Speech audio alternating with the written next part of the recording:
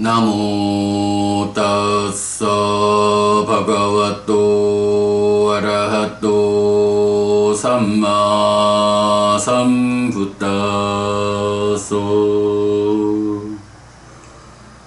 나모 따스사 바가와또 아라하또 삼마 삼부따소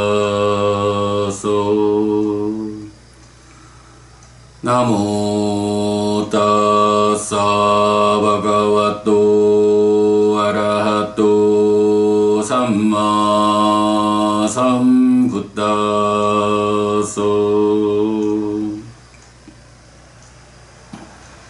그분 세존 아라한 정등각께 절합니다.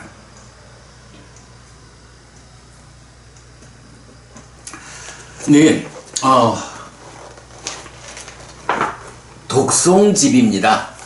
독송집을 따지자면 작년 안거를 시작할 때, 그러니까 작년에 음력 6월 16일 안거를 시작하면서 독송집, 그때는 사실 독송집이라고 하는 개념을 가지고 출발한 건 아니지만 그래도 전법윤경을 독송하는 일로 안거를 시작했고, 그 안거 가운데 전법윤경의 무아상경을 전법윤경과 무아상경 두 개의 경으로 시작을 했고, 그 안거 가운데 불탐경을 추가해서 세 개의 경으로 작년 안거를 지냈죠.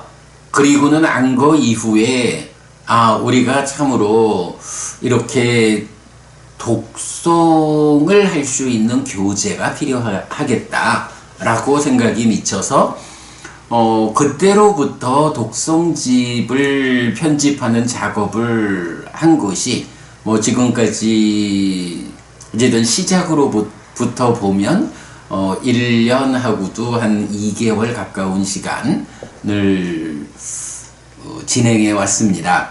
그래서 이게 이제 한 바퀴 순환, 그러니까 책을 한 번 읽을 때마다 조금씩 보완 작업을 해서 지금은 이제 마지막 작업으로 3개의 보호경, 그리고 어제 제가 1개의 경을 이제 법의 걸음이라고 하는 하나의 경까지를 포함해서 이제 정말로 독송집의 그 경의 구성을 마쳤어요.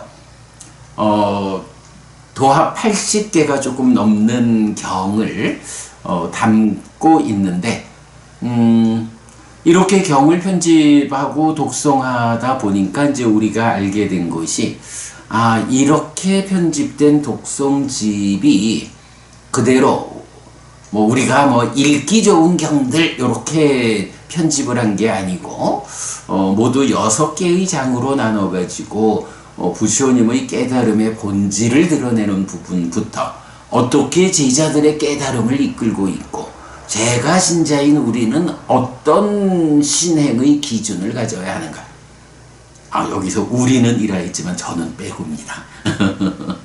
그리고 이 깨달음이 흔들리지 않기 위해서는 그 용어 정의 분석이라는 점, 그리고 이어가지고 수행 지도를 그려내는 경들, 이렇게 이제 6개의 장으로 편집을 하다 보니까 그대로 이 독송 경전들을 중심으로 서술을 하면 초기 불교의 개론서, 신행 지침서가 만들어지겠다라는 데 생각이 미쳐가지고 요번 이제 마지막 순환 작업, 한 달하고도 한 20일 지금 걸렸죠.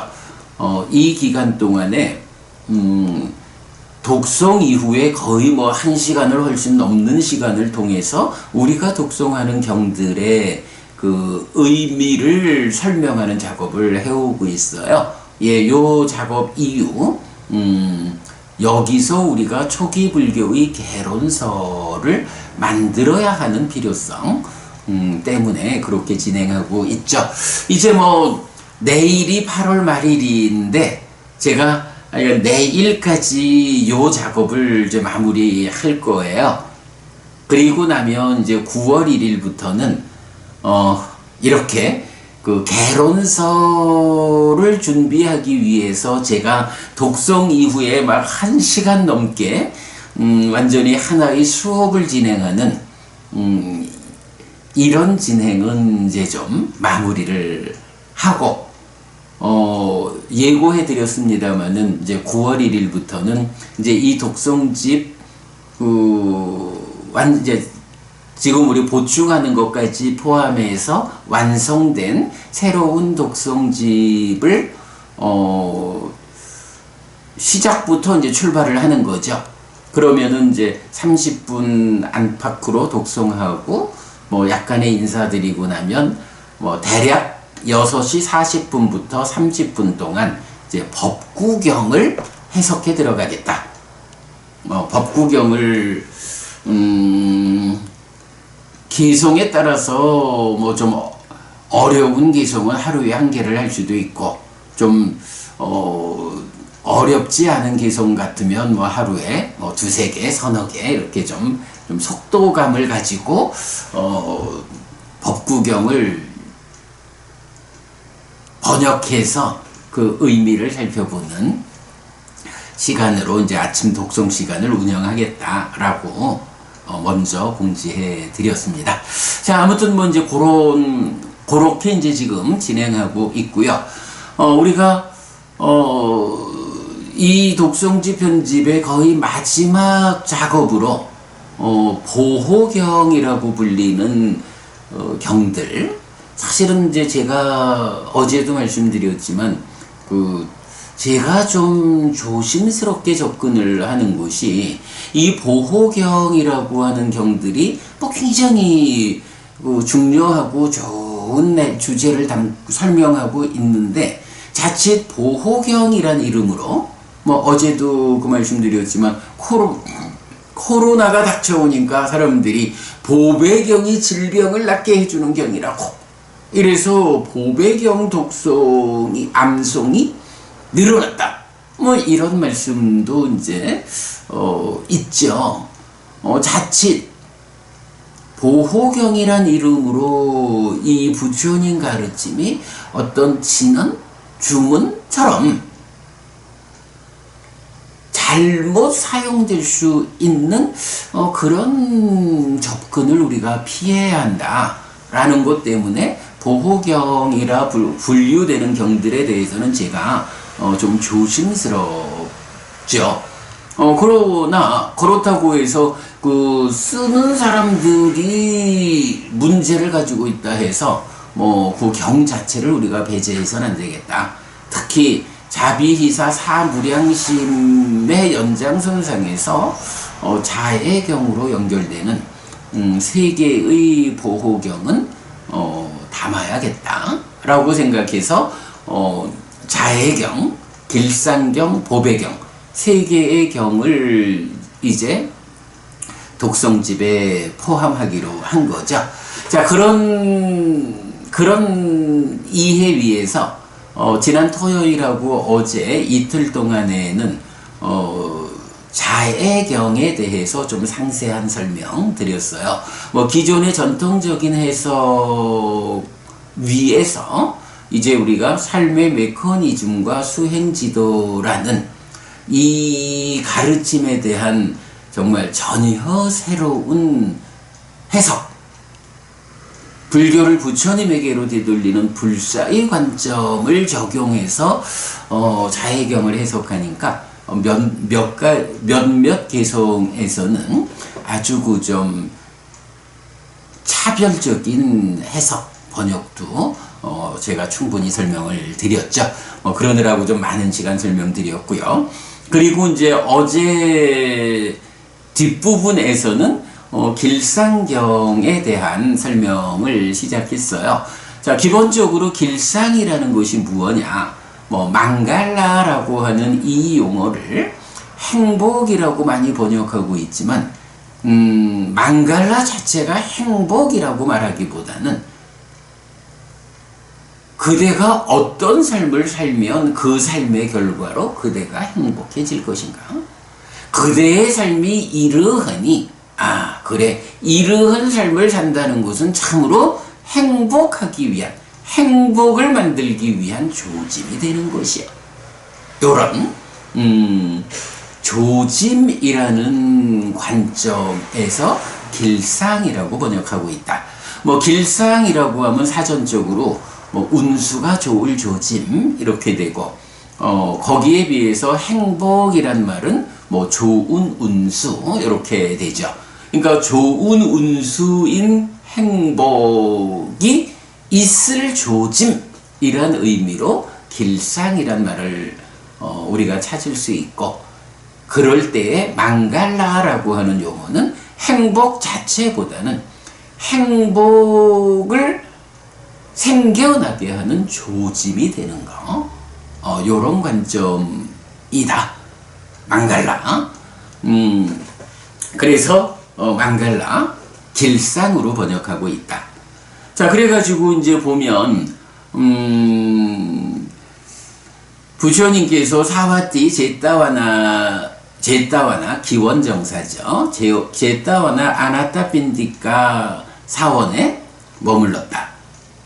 아나타핀디카 사원, 그러니까 제따와나의 아나타핀디카 사원 이러면은 이제 아나타핀디카 급고독 장자, 이래서 기원정사가 되죠. 밤이 지날 무렵에 어떤 천신이 아름다운 모습으로 제따와나의 거의 전부를 빛나게 하면서 세존에게 왔다. 와서는 세존에게 절한 뒤 한곁에 섰다. 한곁에 선 그 천신은 세존에게 개성으로 말했다. 네, 어떤 천신이 이제 부처님에게 온 거예요. 뭐 천신이 나타나니까 아주 밝은 빛을 발하면서 왔죠. 그래서 이제 부처님에게 그 천신이 말을 하는 거예요. 축복을 바라는 많은 신과 사람은 길상을 생각했습니다. 최상의 길상을 말해 주십시오. 라고 해서 여기서 이제 제가 소타나라는 말을 축복이라고 번역했고, 망갈라 길상 이랬죠. 그래서 망갈라 묻다망이라고 하면 최상의 길상 이래 되는데, 이건 여기서 그 의미예요. 많은 사람은 행복을 생각했다. 최상의 행복이 무언지 말해달라. 이런 의미가 아니고, 축복을 바라는 많은 신과 사람은 내가 어떠한 삶을 살면 행복해질 수 있을까? 내가 이러한 삶을 사는 것이 행복을 위한 조짐이 된다. 라고 말할 수 있는 이런 길상. 그렇다면 부처님, 어떤 삶이 행복을 만들기 위한 최상의 삶입니까? 어떻게 사는 것이 행복을 가져오기 위한 최상의 조짐이 되는 것입니까? 행복을 만들어내기 위한 그러한 삶의 으뜸되는 방법을 저에게 알려주십시오. 요렇게 이제 신이 와서 부처님에게 말하자면 청법을 하는 거죠. 네, 부처님께 법을 설해 주십시오. 그 법의 주제는 최상의 길상. 제가 어떻게 살면 이러한 삶의 결과로 행복이 만들어지겠습니까? 라는 방법을 요청하고 있다. 자, 그래서 이제 부처님께서 어저께 우리가 그 개송 두 개를 보았죠. 두 개의 개송은 포괄적으로 부처님 답을 주셨죠. 첫째, 어리석은 자를 따르지 않고 현명한 자를 따르며 존경받을 만한 자를 존경하는 것. 이것이 최상의 길상이다. 뭐 우리가 세간적으로 말하자면 부처님이라는 이제 이런 최고의 스승이 있고, 그런 가운데 우리 삶을 부처님에게로 이끌고 부처님의 가르침을 바르게 전달해서 내 삶을 향상으로 깨달음의 재현으로 이끄는 요런 지금 삶에서 나의 멘토에 해당하는 그런 스승을 어떤 스승을 내가 만나야 하느냐, 어떤 스승을 만나서 부처님 가르침을 바르게 안내받을 것이냐 라고 하는 측면이죠. 그래서 어리석은 자를 따르지 않고 현명한 자를 따르며 라고 해서 부처님 가르침을 바르게 배워 알고 실천하는 이런 사람을 잘 찾아서 스승으로, 멘토로 삼아야 한다. 그래서 존경받을 만한 자를 존경하는 거, 이것이 최상의 길상이다. 일단은 길을 안내하는 자, 스승, 멘토, 그분을 잘 찾는 것, 잘 바른 스승을 찾아서 뒤따르는 이것이 행복을 만들기 위한 으뜸 가는 방법이다. 이러한 스승과 함께하면 이제 그에게 저 사람이 저런 스승, 저런 멘토를 모시고 살아가는 걸 보니 저의 삶은 이제 행복을 만들 것이요 라고 최상의 길상, 조짐을 보게 되죠. 자, 그런가 하면 두 번째 개성은 알맞은 지역에 살고 이전에 지은 공덕이 있고 자신을 바르게 지향하는 것, 이것이 최상의 길상이다 라고 해서 알맞은 지역을 우리 그렇게 해석했죠. 부처님 가르침이 전승되어서 내가 부처님을 경을 통해서 직접 만날 수 있는 이런 지역에 살아야 한다. 그리고 그럼으로써 부처님을 만나야 한다라는 거고, 두 번째 이전에 지은 공덕, 요거 어제 제가 공덕이 행복을 가져오는 거, 죽을 때 가져가는 거, 그리고 저 세상에 버팀목이 되는 거, 이런 공덕의 개념을 설명했죠. 그래서 이전에 지은 공덕, 내가 전생에 지어놓은 공덕이 있으면 그 공덕의 크기만큼 금생의 나의 삶에 버팀목이 확보가 되는 거다. 그러니 이전에 지은 공덕이 있다라고 하면 이것은 금생의 나의 삶을 흔들리지 않게 해주는 튼튼한 버팀목, 내 삶을 참 쉽게 살아갈 수 있는, 커다란 난관 없이 살아갈 수 있는 힘이 된다. 요거 필요하다. 그리고 지금 자신을 바르게 지향하는 것. 그래서 어저께 포살 이야기도 했죠. 포살, 아라한을 지향한다. 그래서 포살이라는 특별한 날에는 출가자의 버금가는 8개를 지닌 삶을 산다. 요런. 그래서 일단 부처님 가르침이 전승되는 그 영역에서 전생에 지은 공덕도 있고 금생에 바르게 지향된 삶을 살아가는 요 세 가지가 갖추어지면 포괄적으로 이것이 행복하기 위한 그 조짐으로의 길상, 으뜸된 길상이다. 이렇게 말하는 거죠. 여기까지 이제 어제 보았고요. 그러면 요 두 가지 개성은 좀 포괄적으로 부처님이 답을 주셨다면, 이제 세 번째 개성부터는 좀 아주 상세한 분류, 요 측면이 되죠. 자, 보겠습니다. 많이 배우고 기술을 익히고 유를 잘 실천하며 말을 바르게 하는 것, 이것이 최상의 실상이다 라고, 길상이다 라고 했어요. 일단은 많이 배워야죠. 배워 알지 못하면 바르게 삶을 향상으로 이끌게 실천할 수 없죠. 부처님 가르침을 많이 배워가지고 그러한 가르침에 대한 알을 실천함으로써 삶을 향상으로 이끄는 이것이 포괄적인 많이 배움의 의미고, 또한 세간적으로 보자면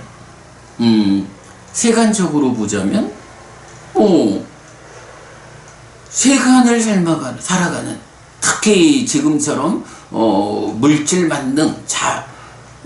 만능적인 세상에서는 이런 물질의 관점에서 학교를 통해서 우리가 배워 아는 이런 것이 또 한평생 인간으로의 삶을 경쟁력 있게 살아가는 방법이죠.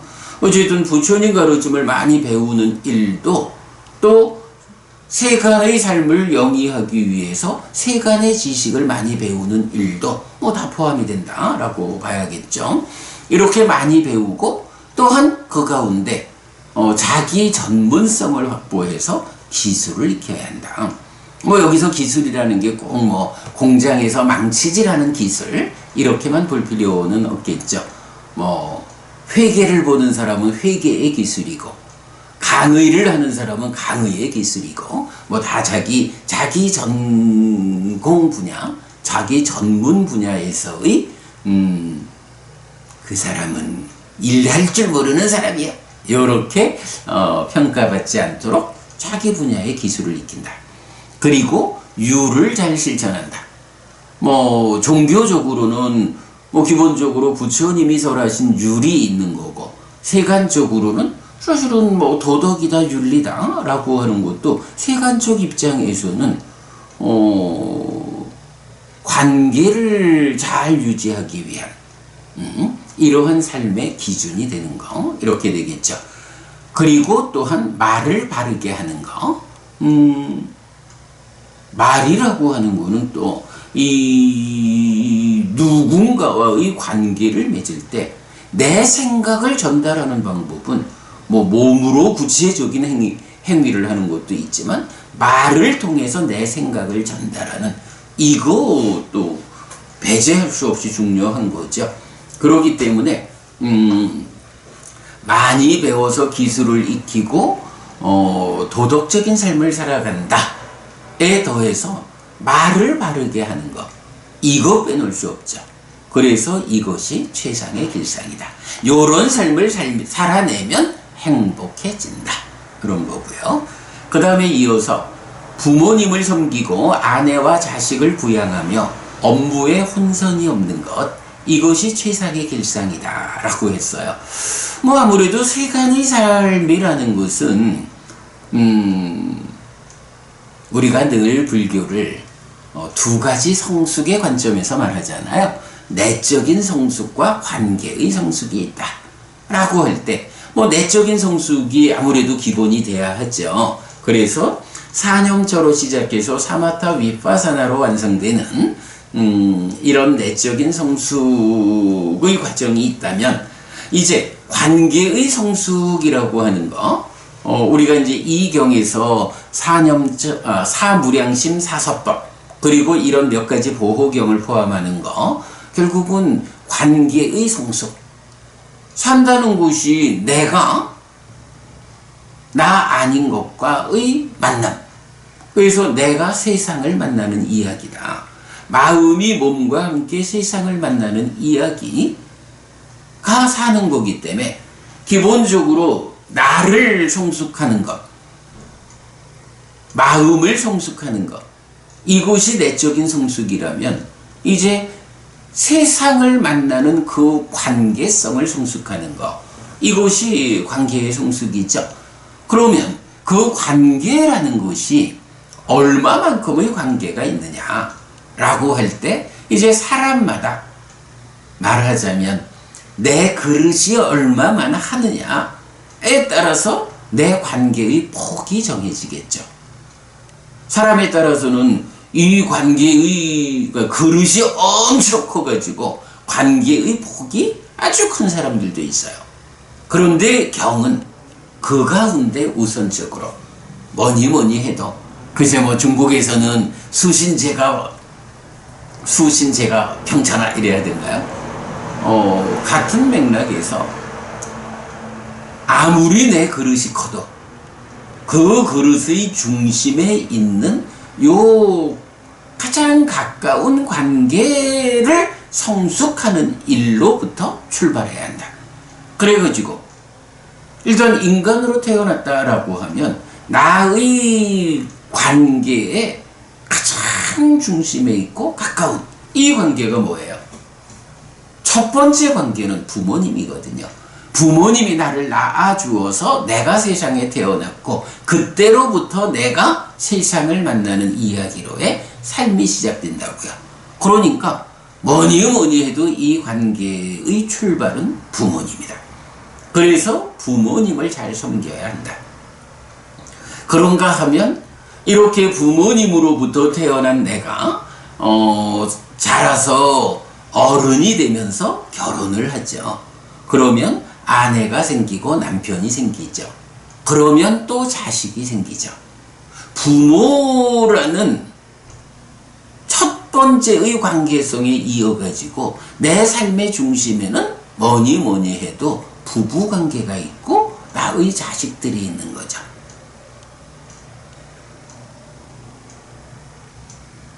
직계존비속 이렇게 표현하나요? 예, 직계존비속 이렇게 표현하는 그 내용이죠. 그래서 어쨌든 관계가 잘 성숙되지 않으면 내가 세상을 만나는데 세상이 성숙되지 않아가지고 아니야, 세상을 만나는 내가 성숙되지 못해가지고 세상이 나한테 지속적으로 부딪혀 오기만 하면, 나한테 공격적으로 맞닥뜨려 오면 나의 삶이 어렵다. 어떻게 내가 세상과의 만남의 과정에서 세상이 나한테 강하게 부딪혀 오는 것보다는 아주 부드러움으로 나를 감싸오는가. 요렇게 관계를 맺어가는 게 관계의 성숙이죠. 그러한 관계의 성숙의 첫 번째로 바로 내 가족이 있다. 그래서 첫 번째 관계성인 부모님을 잘 섬겨야 한다. 그리고 이어서 내가 만들어가는 관계성, 부부관계, 부부간에 서로 잘 챙겨야 하고 자식들을 잘 부양해야 한다. 이런 거죠. 그러면서 이어가지고 결국은 세상을 만나는 방법은 무엇이냐? 내가 어떤 형태로든 일을 하는 것이다. 내가 뭐 회사에 취직해가지고 봉급을 받는 사람이 되든 아니면 자영업을 하든 커다란 기업을 운영하든 국가를 운영하든 어떤 형태로든 살아간다라고 하는 것은 일이 있죠. 그래서 그 업무, 일을 하는 데에 혼선이 빚어지지 않아야 한다. 일을 하는 데에 혼선이 빚어져 가지고 일을 감당하기 힘들어지면 사실은 이 일이라는 게 뭐예요? 우리가 정당한 방법에 최선의 노력을 얹어서 부자 되자 이렇게 말하는데, 이 정당한 방법이라는 것이 거기에 최선의 노력을 얻는다라는 것이 내가 하는 일에 대해서 그리하는 거잖아요.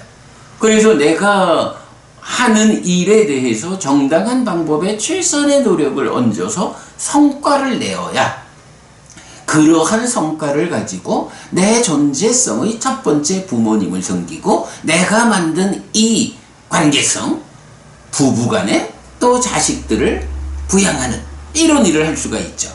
그런데 만약에 일을 하는 데 있어서 혼선이 있어. 뭐 혼선이라고 표현을 했지만 뭐 일을 하는 데에 어려움이 생긴다. 잘 의도하는 대로 일이 잘 진척돼 주지 않는다. 회사에서는 회사 업무를 보는 데에 뭐 여러 가지 형편상 뭐 환경적인 면도 있고 나의 업무 능력의 문제도 있고 이래가지고 그 일을 해결하는 능력이 부족하면 진급도 늦어지고 언젠가는 명퇴당하기도 하고 이래 되면 내 관계성을 잘 유지해 가는데 어려움이 생기죠. 뭐 직장 생활만 그런가요? 자영업을 하는 데서도 내가 나의 업종에 있어서의 뭐 앞에서 보았지만 많이 배우고 기술을 익히는 이런 부분에서 철저하지 못해가지고 내가 일을 잘못할 수도 있고, 때로는 뭐 IMF라든가 뭐 요즘처럼 코로나가 와가지고 비대면적인 삶이 진행되면서 몇 년 동안 거의 장사를 포기해야 하는 뭐 이런 다양한 형태로 업무에 혼선이 빚어지면 그 업무 위에서 정당한 방법에 최선의 노력을 얹어서 부자 되자, 돈을 벌자, 그래서 내 관계성을 돌보자 라는 이 일 자체가 힘들어지는 거죠. 그러기 때문에 업무에 혼선이 없는 것. 이것이 중요한 거죠. 그래서 이제 사실은 그 실업자가 된다라는 게 힘이 든 거예요. 실업자가 됨으로써 내 자신의 문제도 있지만 내 삶의 비중 큰 이 관계성을 유지하는 능력을 잃게 된다라는 게 사실은 실업자가 되는 거잖아요. 그러기 때문에 국가에서도 이 실업률을 낮추기 위한 노력을 우선적으로 하는 거고요. 뭐 일자리라는 거죠. 경에서도 하여간 이런 일자리 직업과 관련해서는 많이 강조하고 있죠. 자, 그러기 때문에 이렇게 부모님을 섬기고 아내와 자식을 부양하고 업무에 혼선이 없는 삶을 사는 것, 이것이 최상의 길상이다. 이렇게 네 번째 개성으로 나오죠. 자, 그러면 이제 이어가지고 베풀고 이제 보시한다는 거예요. 베풀고 착하게 살며 친척들을 부양하고 행동에 결점이 없는 것, 이것이 최상의 길상이다 라고 했는데, 베풀고라는 것은 다나 해서 보시를 그렇게 번역했고요.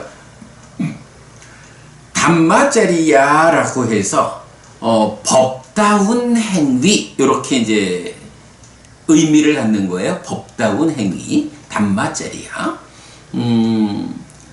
요 부분을 이제 어떻게 번역할까 해서 뭐 법다운 행위, 뭐 법답게 살며 이렇게 번역할까 하다가, 사실은 또 이 법이라고 하는 게 우리 삶을 착하게 바로 이끄는 그 착한 삶이라는 의미를 또 가져요. 그래서 요게 지금 보면 뭐 부모님을 섬기고 이런 식의 제가자의 삶이 어떠해야 하느냐, 이런 관점으로 지금 길상경이 설명하고 있기 때문에 담마짜리야라는 것을 앞에 다나, 보시, 베풀고에 이어가지고 베푸는 삶, 그리고 착하게 사는, 뭐 착하게 살자 이런 표현도 있습니다만은, 예, 우리가 베푸는 삶 위에 스스로 착하게 산다라는 것이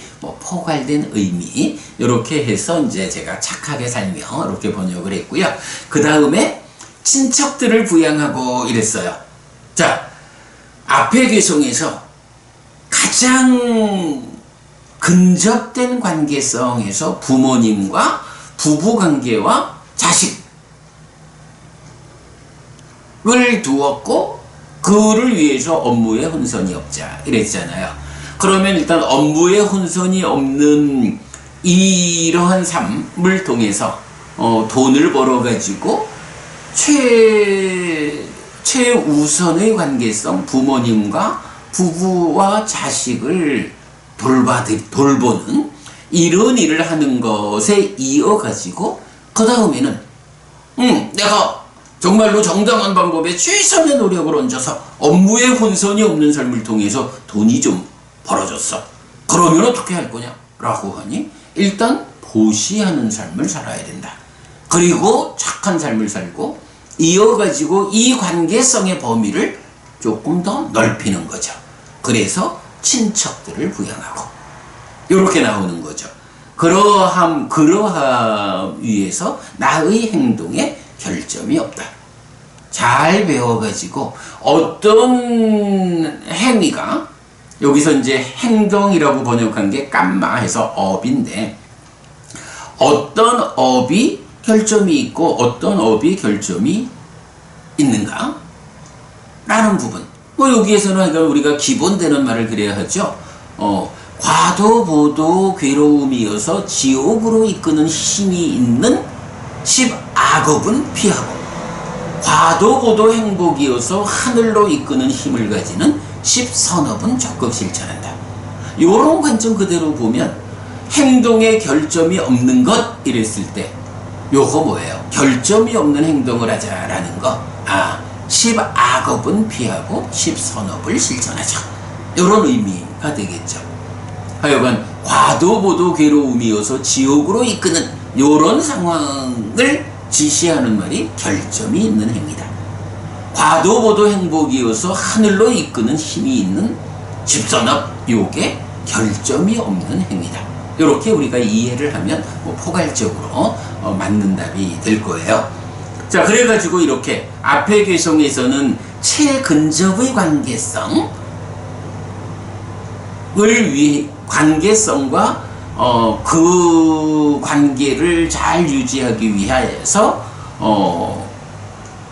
업무에 혼선이 없는 거였다면, 이어지는 개성에서는 그런 가운데 보시하고 착하게 살면서 관계성을 확장해서 친척을 부양하자. 그리고 포괄적으로 말해서 결점이 없는 행동을 해야겠다. 10악업을 피하고 10선업을 짓는, 요렇게 살아가는 것이 행복을 만드는 조짐이 되는 것이다. 아, 그대가 이러한 삶을 산다면 그대가는 이러한 삶이 원인이 되어가지고 행복해질 거야. 이런 삶이 행복을 위한 조짐, 길상이야. 이렇게 말하는 거죠. 자, 이어가지고 금욕하고 악을 삼가고 취하게 하는 것을 마시는 것을 자제하며 가르침에서 방일하지 않는 것, 이것이 최상의 길상이다 라고 해서, 이제 이렇게 그 관계성으로의 개성이 친척까지 이렇게 이제 나왔다면, 이제는 자기 자신의 성숙을 이런 사념처, 사마타, 위파사나 이런 수행의 측면 이전에 개의 영역, 이렇게 봐도 좋겠죠. 그 자제된 삶. 그래서 금욕한다, 악을 삼간다, 취하게 하는 것을 마시는 것을 자제한다. 그런 가운데 가르침에서 방일하지 않는 것, 이것이 최상의 길상이다. 이렇게 말하죠. 금욕한다. 아무래도 이제 성행위를 단적으로 지칭한다, 이렇게 볼 수도 있겠고, 성행위를 비롯해서 이제 많은 그 삶의 영역에서 우리가 그 소유적인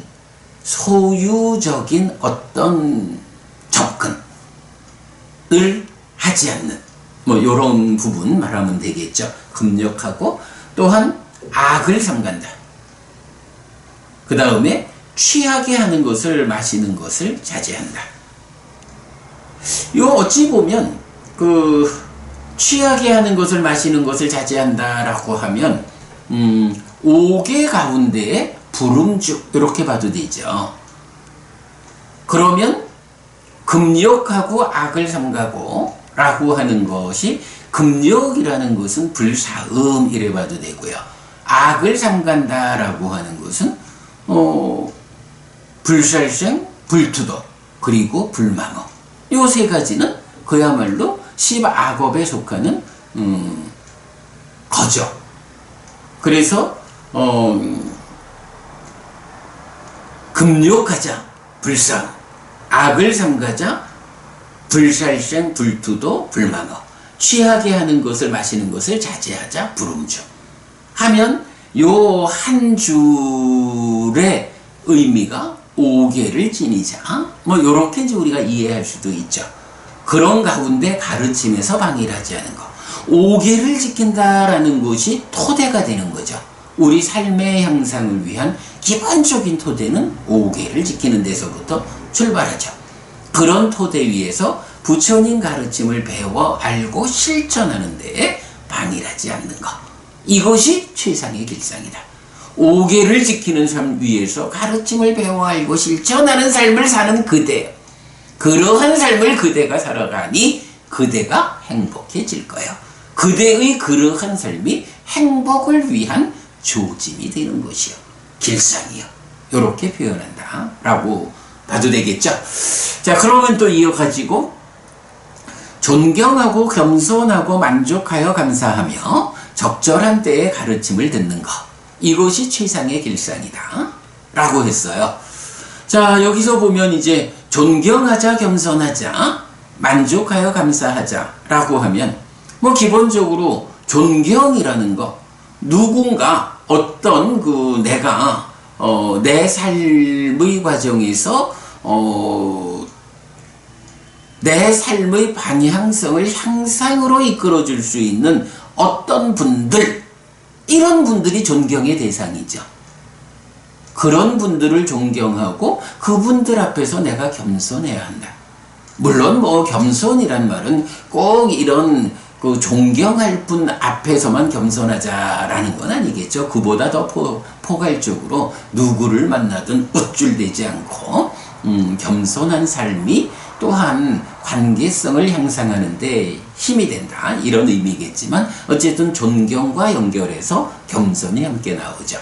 그리고 이제 만족하여 감사하며 라고 했는데 우리가 이제 앞에서도 만족이란 말을 보았지만 출가자 같으면 기본적으로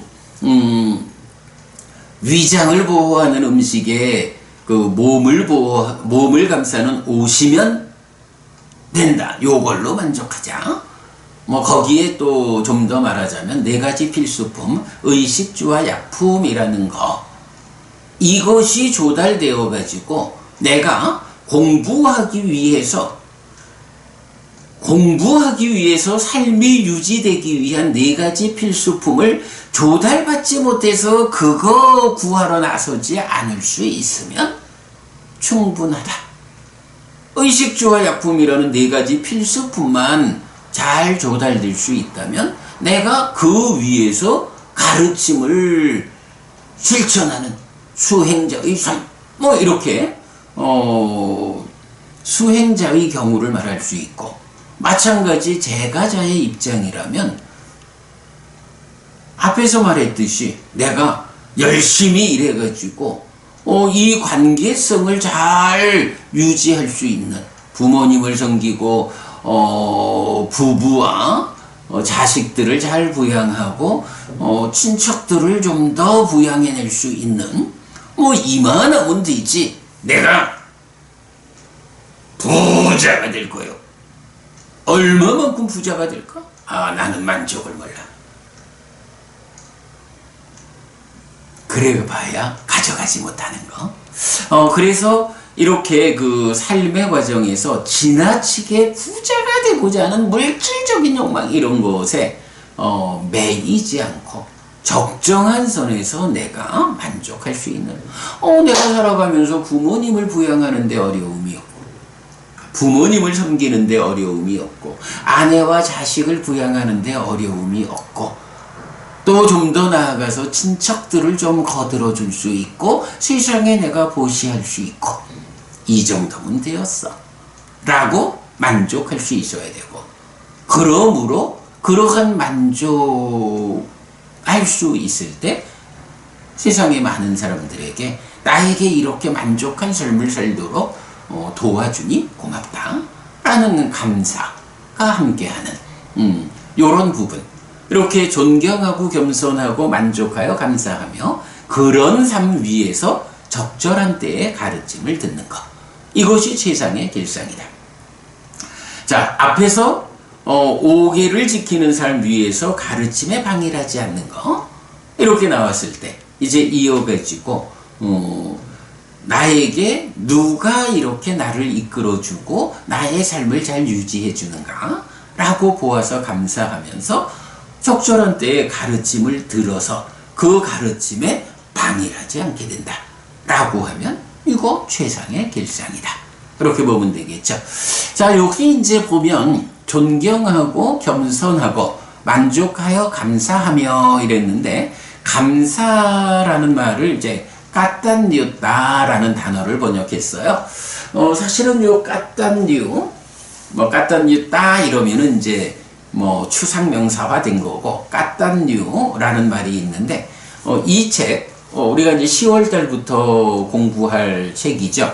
이 책을 보면 그 제일 앞에 세상에서 얻기 어려운 5가지 보배라는 내용을 사란다다경 소개했는데, 여기에서 보면 세상에서 5가지 보배의 주련은 얻기 어렵다. 어떤 5가지인가? 세상에서 1. 열에 아라한 정등각의 주련. 2. 열애가 선언한 법과 율을 가르치는 사람. 3. 열애가 선언한 법과 율을 배워 아는 사람. 4. 열애가 선언한 법과 율을 배워 알고 가르침에 일치하는 법을 실천하는 사람. 그리고 5번째로 만들어진 것, 무상무와 연기를 알고 만들어진 것을 경험하는 사람은 얻기 어렵다. 이런 5가지 보배는 얻기 어렵다. 이래가지고 부처님이 선언한 법과 율을 가르치는 사람, 그리고 배워 아는 사람, 배워 아는 대로 가르침에 일치하게 실천하는 사람. 요 넷은 당연하죠. 그런데 마지막에 그 만들어진 것을 알고 경험하는 사람을 보배라고 해서 얻기 어렵다. 이랬거든요. 여기에서 이제 이 만들어진 사람이라고 번역한 단어가 뭐냐 하면 까딴유라고 해서 지금 요 말하고 이제 같은 의미의 말이에요. 까딴유. 그래서 이제 보면 기존에 이 사란다다 경을 해석할 때는 요 까딴유를 은혜를 알고, 달리 말하면 감사할 줄 알고, 요렇게 해석이 되어 있어요. 그런데 사실은 저는 이제 요 부분이 좀 생뚱맞다. 세상에 5가지 보배 해가지고 부처님이 선언한 법과 율을 가르치는 사람, 배워 아는 사람, 그 가르침에 일치하게 법을 실천하는 사람, 이렇게 불교의 근본 자리에서 정말로 보배가 되는 이것을 얻기 어렵다라고 말하는데, 은혜를 아는 사람, 글쎄 은혜를 안다라는 게 중요하죠. 참 세상을 살아가는데 참 중요한 덕목이긴 하지만, 이렇게 부처님이라든가 그 가르침을 가르치는 사람이라든가 이런 보배들의 상황하고 은혜를 아는 사람이 좀 격이 맞는가? 이런 측면으로 고민을 하다가 이제 제가 이 까딴유라는 단어를 해체를 해서 설명을 한 거, 해석을 한 거죠. 까따라는 말이 두, 메이크, 이런 까로띠라는 단어의 과거 분사인데, 요 보면 까따 이러면은 그대로 메이크, 만들다라는 말의 과거 분사로 하면 만들어진 거, 이런 의미가 돼요. 만들어진 거. 그리고 뉴 해서 만들어진 것을 아는 사람. 이렇게 이제 그 의미를 해석할 수가 있는데, 그때 만들어진 거라는 의미를 어떻게 보느냐? 아뜨만을 주장하는 사람들은요, 창조주 하나님 브라흐마 또는 그의 분신인 아뜨만, 이런 부분에 대해서 아뜨만이 만들어진 거요, 원래 있는 거요, 이러면 아뜨만 그거는 원래 있는 거고 변치 않는 거요, 실체요, 본체요, 이렇게 말하잖아요. 우리 교회 다니는 친구들한테, 아니 너네 하나님은 누가 만들었을까? 누가 낳았을까? 이래 질문하면 실례죠. 야, 창조주의 하나님 여호와 그분은 원래 있는 존재예요. 교회 다니는 분들 입장에선 그렇잖아요. 이렇게 만들어지지 않은 원래 있는 거라는 개념으로 아뜨만을 말하게 된다고요. 그런데 부처님 가르침은 뭔가요? 바로 그 아뜨만 아니다. 세상에 존재하는 모든 것은 아뜨만 아니다. 아뜨만 없다. 어떻게? 무상고 무아라고 삼법인을 설하잖아요. 그러면 이렇게 원래 있는 것을 주장하는 아뜨만을 말하는 사람들에 비해서 부처님 가르침은 뭔가요? 아니요. 세상에 존재하는 모든 것들은 다 만들어진 거예요. 원래 있는 거 아니에요. 원래 있는 거 아니고 만들어졌다라면 어떻게 만들어졌을까? 라고 할 때 부처님, 무상하다. 조건들의 결합을 통해서 결과가 생겨나는 이런 원리, 이런 이치, 이런 법칙성에 의해서 생겨나 있는 것들, 이것이 무아라고 불리는 존재하는 것들의 실상이요. 이렇게 말하는 거거든요.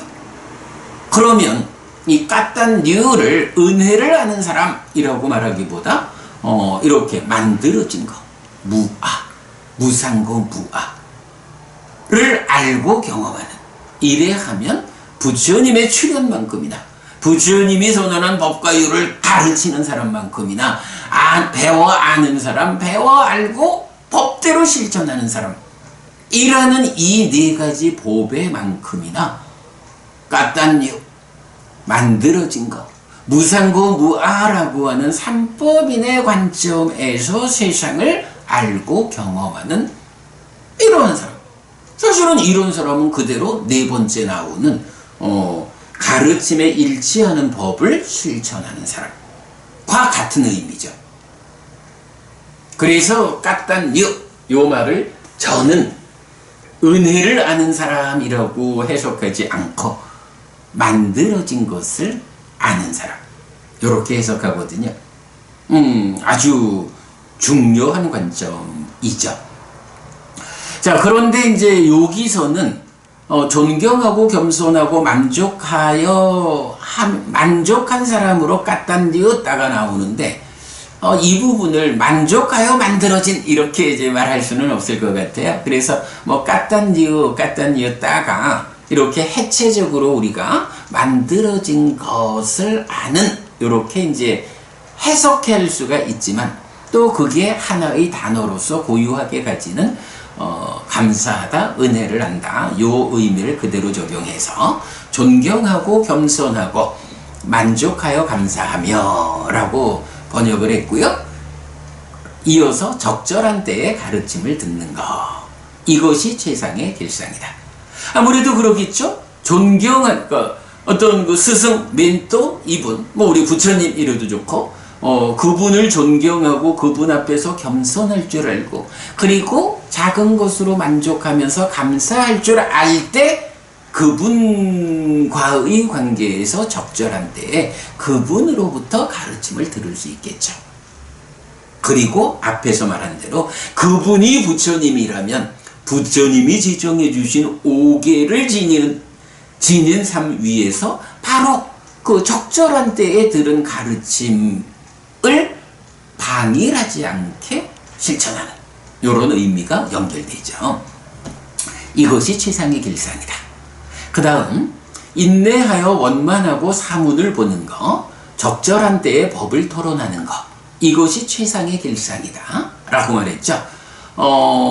역시 먼저 같은 맥락에서 그러한 삶은 살다 보면 꼭 좋은 형편으로만 세상을 만나는 것은 아니죠.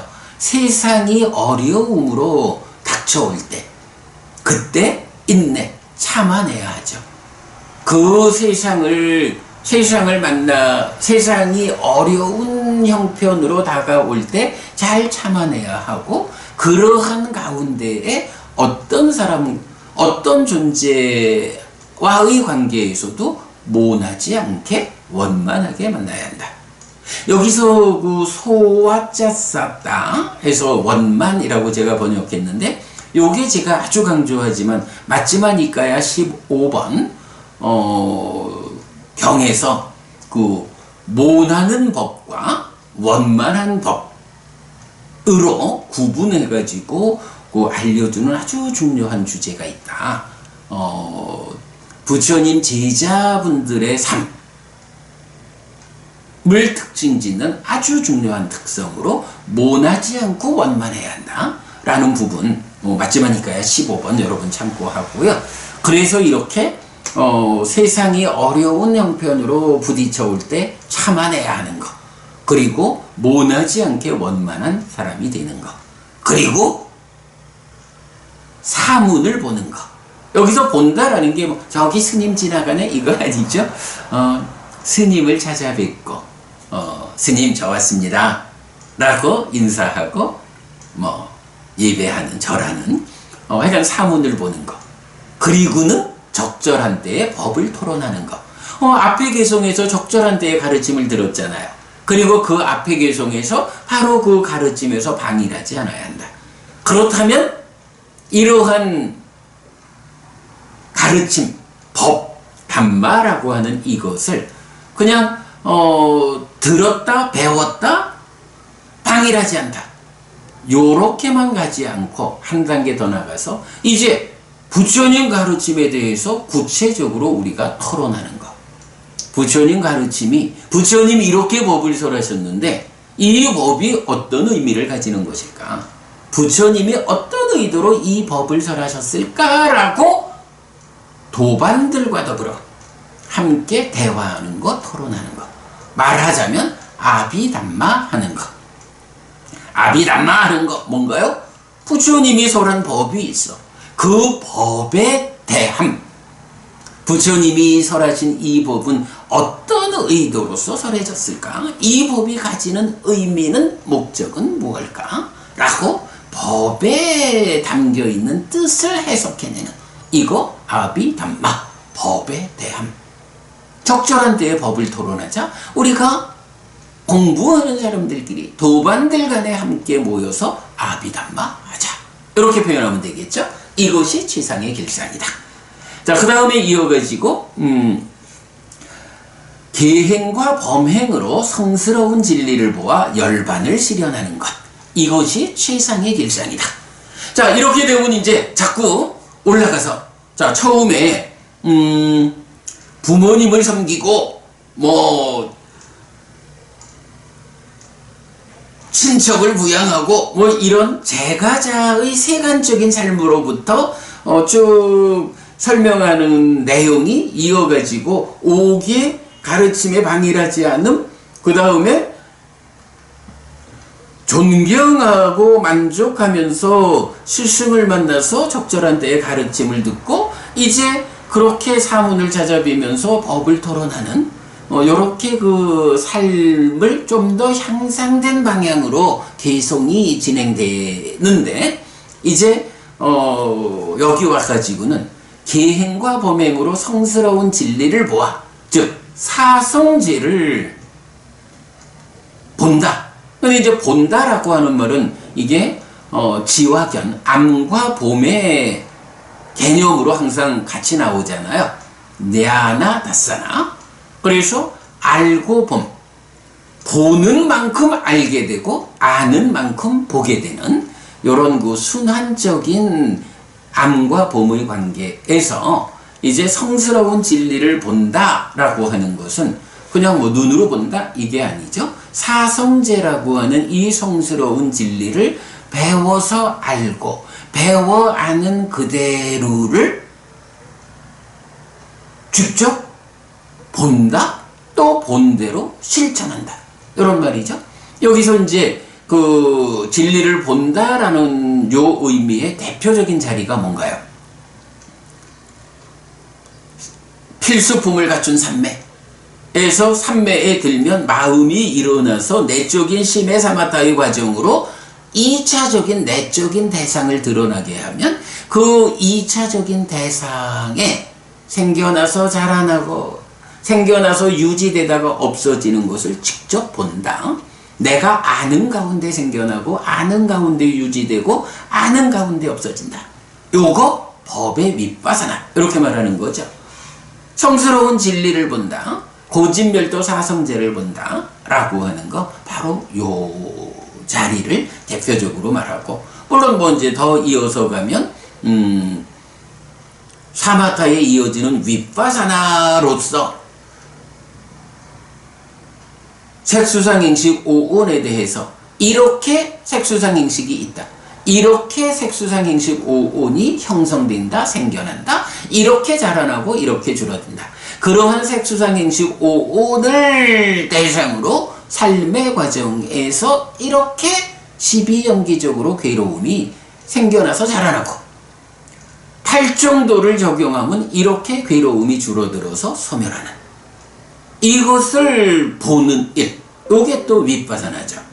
그래서 결국 본다라는 일은, 세간적으로 보는 이 일의 끝에 가서 대표적으로 불교 수행에서는 법의 윗바사나라고 하는 보는 일, 윗바사나라고 보아서 번뇌를 부수는 일. 네, 그러니까 법의 윗바사나로 보아서 여실직연하고 윗바사나로 보아가지고 번뇌를 부수고 깨닫는, 그래서 인간의 법을 넘어선 차별적 지화견을 실현하는, 이제 이렇게 되는 게 이제 본다라는 의미죠. 그래서 계행과 범행으로 성스러운 진리를 보아 열반을 실현하는 것. 자, 여기서 이제 계행이라고 번역한 게 따뽀라는 단어인데, 따뽀라는 단어는 이제 일반적으로는 고행이라고 번역되는 단어죠. 그런데 이 따뽀라는 말이 우리가 이해하고 있는 그 고행, 번역이 고행이라고 되지만, 우리가 보통 이해하는 그런 고행을 말하기보다는, 하여간 이게 이제 그 의미상으로도 고행, 또는 어려울 난자서서 난행, 또는 계행, 잘 제어된 행위, 요런 의미를 이제 같이 잡는데, 그러니까 꼭 고행을 한다 요 측면보다는 좀 출가적인 삶, 출리적인 삶, 그런 하여간 보통의 세간적인 삶의 밖에서 삶을 이끌고자 하는 시도적인 삶, 요렇게 이제 의미를 갖는 거거든요. 그래서 이제 여기서는 요 자리에서 따포는 고행이라는 번역보다는 계행이라고 번역하는 것이 적절할 것 같아요. 삶을 향상으로 이끌기 위한 그러한 시도, 그리고 이어서 브라흐마짜리야 해가지고 범행. 그러면 이렇게 잘 제어되는 계행 위에서 범행, 이제 범행을 실천한다라는 것이 수행자의 삶이잖아요. 계를 지키는 삶, 잘 제어된 삶 위에서 수행을 해나가면 그러한 삶에 의해서 성스러운 진리, 사성제를 법의 윗바사나 또는 윗바사나 해가지고 법의 윗바사나로 여실직연하고 윗바사나로 인간의 법을 넘어선 차별적 지화견을 실현하면 그 성과가 열반을 실현하는 거, 깨달음이 되죠. 예, 그렇게 이제 말해주고 있어요. 그러니까 이제 지금 전반적으로 보면 많이 배우고 기술을 익히자, 이런 제가자의 삶의 성숙을 이끌어 오면서 마지막에 오면 스승과의 관계에 이어가지고 이런 계행과 범행으로 사성제를 통찰해가지고 열반을 실현하는 깨달음까지, 이러한 삶의 향상의 과정, 그 완성까지 이렇게를 이제 제시하면서 부처님은 이렇게 살아가는 거, 그게 바로 행복을 만드는 원인이요. 이렇게 살면 행복해지는 거예요. 그래서 그대가 이런 삶을 살아낸다 라고 하는 것은 행복을 위한 조짐이 되는 거예요. 길상이요. 이렇게 이제 우리가 의미를 이해할 수가 있죠. 자, 그리고 나면 세상의 법들에 닿았을 때 슬프지 않고 오염되지 않고 안온하기 위해 심히, 그러니까 마음이 흔들리지 않는다. 이것이 최상의 길상이다 라고 했어요. 마음이 흔들린다 라는 말을 표현하는 대표적인 말이 들뜸, 이런 말이 되겠죠. 세상의 법들에 닿았을 때, 제가 오늘도 계속 말씀을 드리지만 내가 세상을 만나는 이야기예요. 그래서 이 세상이 나에게 부딪혀 올 때 어떤 상태로 부딪혀 올 것이냐, 아주 어려운 상태로 부딪혀 와서 내 관계의 성숙에 방해가 될 거냐, 관계의 성숙, 관계의 성숙에 방해가 될 거냐, 아니면 아주 부드럽게 세상이 다가와서 만나짐으로써 내 관계의 성숙을 더 이끌 것이냐, 이제 이런 측면, 요거를 세상의 법들이 닿았을 때 이렇게 표현했죠. 그러면 이렇게 세상의 법들이 닿았을 때 내가 세상을 만나는 이 삶의 과정에서 그 과정이 어때져야 돼요? 어떠해야 하느냐? 세상을 만날 때의 첫째, 슬픈 것보다는 슬프지 않은 게 좋겠죠. 오염된 삶보다는 오염되지 않는 게 좋겠죠. 삶이 편안하지 않은 것보다는 안온한 삶이 좋겠죠. 그러면 이렇게 슬프지 않고 오염되지 않고 안온하기 위해서는 어찌해야 하느냐? 바로 들뜸이라고 하는 것. 요 5가지 장애라고 말할 때는 들뜸 후회 이래서 좀 표면적인 들뜸을 말한다 이렇게 봐야 되겠죠. 그런데 이 들뜸이라는 것은 또 10가지 족쇄 중에 높은 단계의 족쇄 5상분결 중에 하나죠. 그래서 무명, 들뜸, 그리고 자기화, 다음에 색탐부색탐 이러면은 이제 높은 단계의 족쇄 5가지가 되잖아요. 이럴 때 이 들뜸이라는 거, 무명이라고 하는 느낌에 대한 왜곡된 알미 생겨나면 그 위에서 2차적인 왜곡으로 탐과진이 생겨나죠. 그러면 그 탐과진 좋은 거요. 이 행복한 느낌은 항상 한 거니까 좋은 거요. 라는 요런 탐이 생겨나면 그때부터 마음이 좋은 거구나 하면서 들뜨기 시작한다라는 개념이죠. 그래서 바로 요 들뜸을 가라앉히는, 들뜸을 해소하는 수행으로 사마타 이렇게 나오는 거죠. 사마타로 들뜸을 해소한다. 마음이 흔들리지 않게 된다. 그리고 근원적으로 무명이라고 하는 왜곡된 앓음을 해결하기 위해서 윗바사나로서 번뇌를 부수므로써 윗바사나에 의해서 번뇌가 부서짐으로써 무명이 버려지고 명이 생겨나는 깨달음이 완성되죠. 자, 요렇게 심이 흔들리지 않는다, 심이 들뜨지 않는다 라는 요거 앞에서 성스러운 진리를 보아 열반을 실현한다 라는 요 관점하고 사실은 같은 관점이죠. 성스러운 진리를 보아서 열반이 실현됐다. 법의 윗바사나의 과정을 통해서 깨닫는다. 열반이 실현된다. 그러면 그러한 상태는 어떤 상태냐? 무명이 해소됐기 때문에 마음이 흔들리지 않아, 들뜨지 않아. 그러면 그렇게 들뜨지 않은 삶, 마음이 흔들리지 않고 잘 안정된, 가라앉은 고요한, 평화로운 요러한 삶은 거기에는 슬픔이 없어, 오염이 없어. 그거는 안온한 삶이야. 이렇게 말해지는 거죠. 무명을 해소하고 열반을 실현하는 거가 말하자면 나의 내적인 성숙의 완성이다 라고 한다면, 이제 그렇게 내적으로 완성되었기 때문에 무명의 해소에 따라 가지고 탐이 무탐이 되면서 이제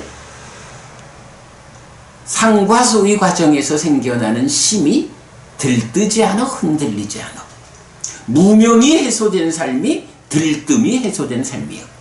그렇게 되는 거죠. 달리 말하면 무명이 해소되었다, 열반을 실현했다, 내적인 성숙이 완성되었다. 그러면 내적인 성숙의 완성은 그대로 세상을 만나는 이야기, 관계의 성숙의 완성을 담고 있다. 그 순서를 이렇게 말하는 거죠. 계행과 범행으로 성스러운 진리를 보아서 열반을 실현하는 것. 이게 행복의 완성이요. 최상의 길상이요.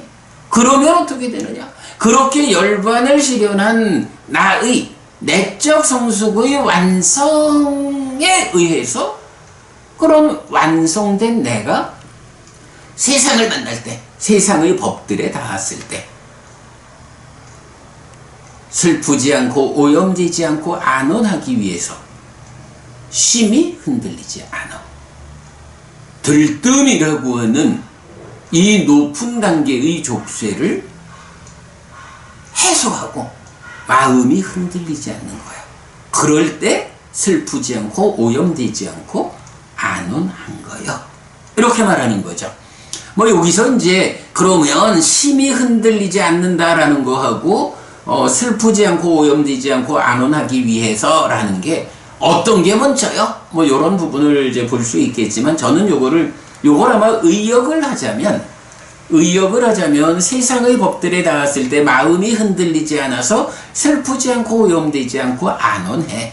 이게 최상의 길상이요. 요렇게 의역을 해도 좋을 거예요. 근데 저는 요거를 그냥 직역을 했어요. 세상의 법들에 닿았을 때 슬프지 않고 오염되지 않고 안온하기 위해 심히 흔들리지 않는다. 뭐 이건요. 아속강 위라장 케망 요거를 목적격으로 찌땅 야싸나 깜빠띠 이렇게 이제 제가 해석을 했어요. 그래서 어쨌든 요점적으로는 앞에서 열반을 실현했다 내적인 성숙이 완성되었다. 그러면 이어서 그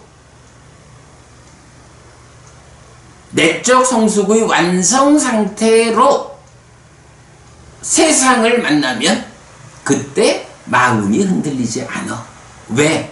슬프지 않고 오염되지 않고 안온한 삶을 위해서 마음이 흔들리지 않아. 요런 표현이 되죠. 이것이 최상의 길상이다. 자, 그러면 이제 여기까지가 사실은 이제 천신이 부처님을 만나서 최상의 길상을 말해 주십시오라는 이제 청법을 하니까 부처님이 처음에 두 개의 개성 포괄적으로 어리석은 자를 따르면 안 돼. 현명하니까 스승 잘 만나야 돼 하고 두 번째 포괄적으로 어쨌든 부처님의 가르침이 전승되는 것 전생에 공덕을 지어가지고 버팀목이 튼튼할 거 그리고 지금 삶에서 내가 바르게 지향할 거 요걸로 포괄적인 두 번째를 말하고 나면 그때부터는 제가자의 삶으로 많이 배우고 기술을 익히고 요런 그 제가자의 중심을 두고 그 삶의 기법을 상세하게 삶의 기법을 잘 순서적으로 설명을 하죠. 그래서 내가 많이 배워 기술을 익히고 그래서 업무에 혼선이 없음을 통해서 최근접의 관계를 잘 유지하고 그러면 관계를 넓혀가지고 친척도 부양하고 베풀고 착하게 살면서 행동의 결점이 없고 오계를 지키는 위해서 가르침에 방해하지 않고 스승을 만나서 존경하고 겸손하고 만족해 감사하면서 적절한 때에 가르침을 듣고 그러하면서 또 세상이 어렵게 닥쳐올 때 인내하자 모나지 않고 원만하자 그리고 사문을 찾아뵈자 그래서 도반들과 더불어 적절한 때에 배운 법에 대해서 토론하자 그러한 삶의 완성적인 형태 계행과 범행으로 성스러운 진리를 보아 열반을 실현하자 내적 성숙을 완성하자 그러면 그렇게 완성된 내적 성숙에 의해서 세상을 만날 때 마음이 흔들리지 않는다. 왜? 슬프지 않고 오염되지 않고 안온한 삶을 위해서 이렇게 이제 쭉 왔어요. 그리고는 이제 마지막으로 모든 것을 통합해서 마지막 개성이 나타나죠. 이렇게 행함으로써 어디에서도 정복되지 않는 자들은 어디에서든 안전하다. 자, 이렇게 그 최상의 길상에 대한 요청을 받고 부처님이 단계적으로 이 전체적인 그 최상의 길상을 말씀을 하셨어요. 그리고 분명히 이거는 행복을 만들기 위한 그대의 삶, 그대의 행위 요 부분이 거죠. 그래서 이제 마지막 개송에서는 이렇게 내가 설명한 이런 방법, 이렇게 행함으로써 그런 행함이 어떤 결과를 가져와? 열반을 실현하고 마음이 흔들리지 않죠? 이런 사람 어디에서도 정복되지 않아. 마라의 덫에서 벗어나. 이런 얘기죠. 이렇게 어디에서도 정복되지 않는 자들은 그들의 삶을 한마디로 말하자. 라고 하면 어디에서든 안전하다. 삿바따 소팅 가찬티. 어디에서나 안전으로 나아간다. 어디에서든 안전하다.